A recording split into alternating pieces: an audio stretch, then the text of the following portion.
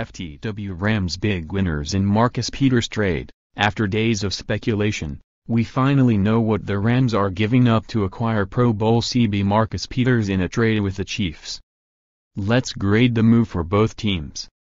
There aren't many cornerbacks out there who can dominate a game, but Peters is one of them thanks to his playmaking ability.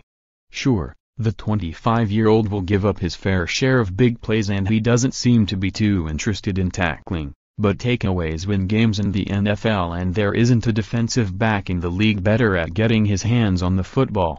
He's also young, cheap and under team control for the next 2 years.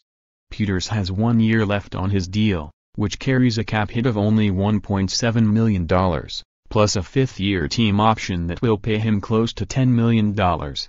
That's $1.7 million over 2 years for one of the best corners in the league, which is a pittance compared to the money they would have had to use to bring back Trumaine Johnson on a long-term deal.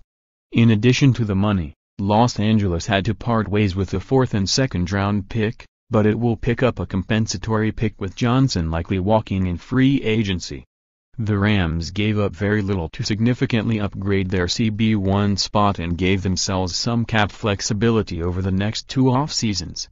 The Rams are making an aggressive move here, but that's what you do when your Super Bowl window opens up. Will this make re-signing the team's impressive young core difficult down the line? Sure, but you don't worry about 3 or 4 years down the line when you're this close to a Lombardi trophy. The Rams are going for it.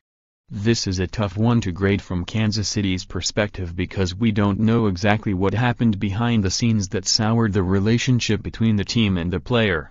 We do know that the team suspended Peters for a game last season for not only throwing a flag into the stands but also getting into an argument with a coach. If Peters was a model teammate, this deal does not happen, not for such an underwhelming package of picks. It's been reported that the Chiefs had been trying to deal Peters for weeks but there just weren't many of suitors. Teams weren't going to offer the world for a player with documented locker room issues, whose team was desperately looking to offload him. Kansas City was put in a tough spot. This trade does allow the Chiefs to go all in with their defensive rebuild without having to worry about paying a ton of money to a player like Peters, who, while able to help a contender thanks to his playmaking ability, is more of a luxury for a unit that appears to be starting over from scratch. You probably don't want a malcontent mentoring young players either.